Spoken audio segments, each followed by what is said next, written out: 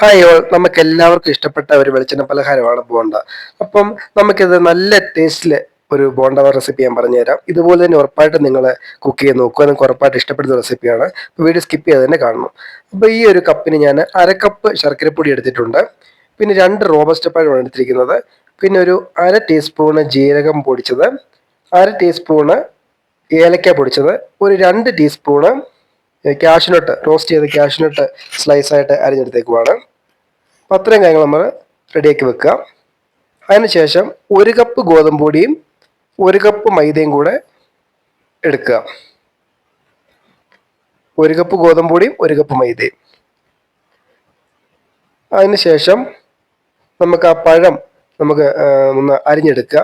എന്നിട്ട് നമുക്ക് mixed ജാറിലിട്ടൊന്ന് just ഒന്ന് അരച്ചെടുക്കാം. ഒത്തിരി അരയ്ക്കണ്ട, ജസ്റ്റ് ഒന്ന് അരച്ചെടുക്കുക.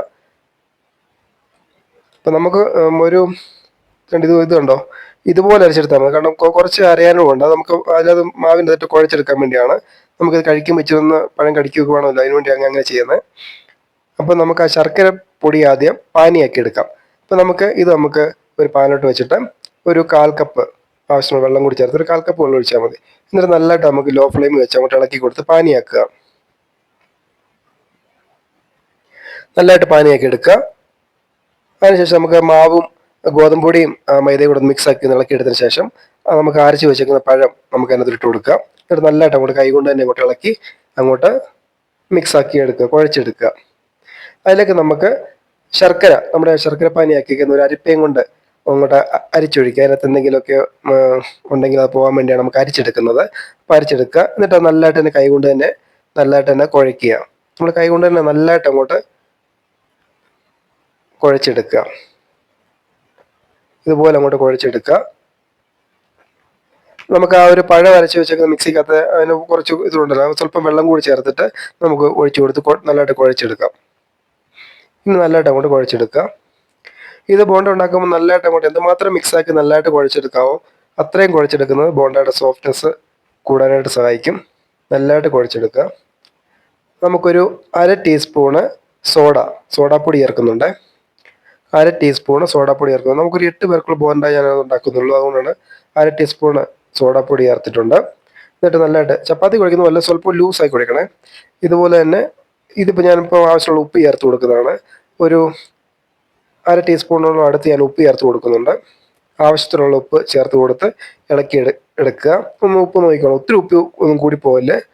ഞാനൊരു 1/2 ടീസ്പൂൺ ഉപ്പിന്ന് വേണമായിരുന്നു, അപ്പോൾ 1/2 ടീസ്പൂൺ ഉപ്പ് ചേർത്ത് കൊടുത്തിട്ടുണ്ട്.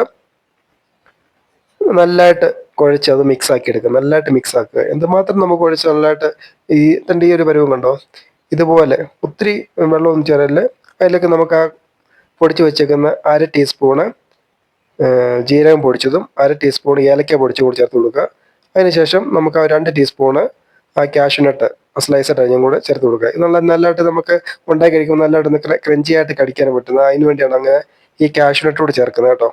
എന്നിട്ട് നല്ലതായിട്ട് തന്നെ ഇത് കുഴച്ചെടുക്കുക. നല്ലതായിട്ട് എന്തുമാത്രം നല്ലതായിട്ട് കുഴക്കുക അത്ര നല്ലതായിട്ട് കുഴച്ചു. അപ്പോൾ അത്രയും നല്ലതായിട്ട് സോഫ്റ്റ്നെസ് നമുക്ക് ഉണ്ടാക്കി കിട്ടും. അപ്പോൾ നമ്മൾ ആ ഒരു 1/2 കപ്പ് ശർക്കരയുടെ ആവശ്യമുള്ളൂ. പഴത്തിൻ്റെ മധുരമുണ്ട്, ശർക്കരയ്ക്ക് മധുരമുണ്ട്.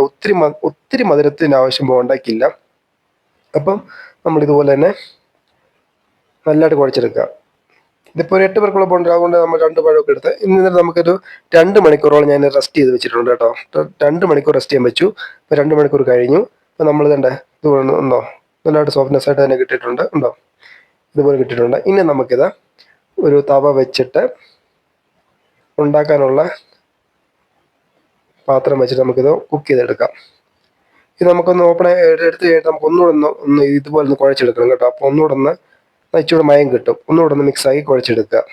2 മണിക്കൂർ കഴിഞ്ഞ് എടുക്കാൻ നേരം ഒന്നുകൂടെ മിക്സാക്കി കുഴച്ചെടുക്കുക. എന്നിട്ട് നമുക്ക് കുക്ക് ചെയ്യാനുള്ള പാത്രത്തിലോട്ട് നമുക്ക് ഓയിൽ ഒഴിച്ച് കൊടുത്തിട്ട് നമുക്ക് ആദ്യം നമ്മുടെ കയ്യിൽ ഇച്ചിരി വെള്ളം ഒന്ന് വെള്ളത്തിൽ മുക്കിയിട്ട് നമുക്കൊന്ന് ഉരുട്ടി ആ വെളിച്ചെണ്ണ ചൂടായതിനു ശേഷം വെളിച്ചെണ്ണയ്ക്കകത്തോട്ട് നമുക്ക് ഇട്ട് കൊടുക്കാം. ഇതിപ്പം 3 ബോണ്ട ഇടാനുള്ള സ്പേസേ ഉള്ളതുകൊണ്ട് ഞാൻ 3 ഇട്ടിട്ടുള്ളൂ.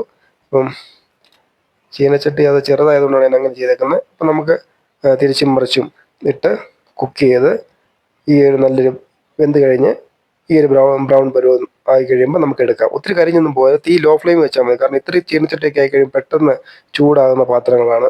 അപ്പം തീ ലോ ഫ്ലെയിം വെച്ചതിന് ശേഷം നമുക്കിത് തിരിച്ച് മറിച്ച് വിട്ട് ഇതുപോലെ തന്നെ കുക്ക് ചെയ്തെടുക്കുക.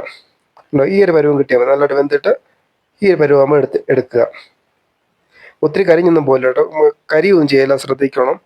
ഇത്രയും പാത്രമൊക്കെ ആകുമ്പോൾ പെട്ടെന്ന് നല്ലതായിട്ട് ചൂടാകുന്ന പാത്രങ്ങളാണ്, അതുകൊണ്ട് ഞാൻ അങ്ങനെ പറയാൻ കാരണം. അപ്പം നേരിട്ട് നല്ല ടേസ്റ്റി ആയിട്ടുള്ളൊരു ബോണ്ട നമുക്ക് കിട്ടിയിരിക്കുകയാണ്. അപ്പോൾ ഉറപ്പായിട്ടും ഇതുപോലെ തന്നെ വീട്ടിൽ കുക്ക് ചെയ്ത് നോക്കുക. നിങ്ങൾക്ക് വീഡിയോ ഉറപ്പായിട്ടും ഇഷ്ടപ്പെടും. നല്ല സോഫ്റ്റ് ആയിട്ടുള്ളൊരു ബോണ്ടയാണ്. അപ്പം വീഡിയോ ഇഷ്ടപ്പെട്ടെങ്കിൽ ലൈക്ക് ചെയ്യണം, സബ്സ്ക്രൈബ് ചെയ്യണം, നിങ്ങളുടെ കമൻറ്റും അറിയിക്കണം. അപ്പം ഞാൻ പുതിയ വീഡിയോസുമായിട്ട് ഇനി വീണ്ടും വരാം. എല്ലാവർക്കും thank you, thanks for watching.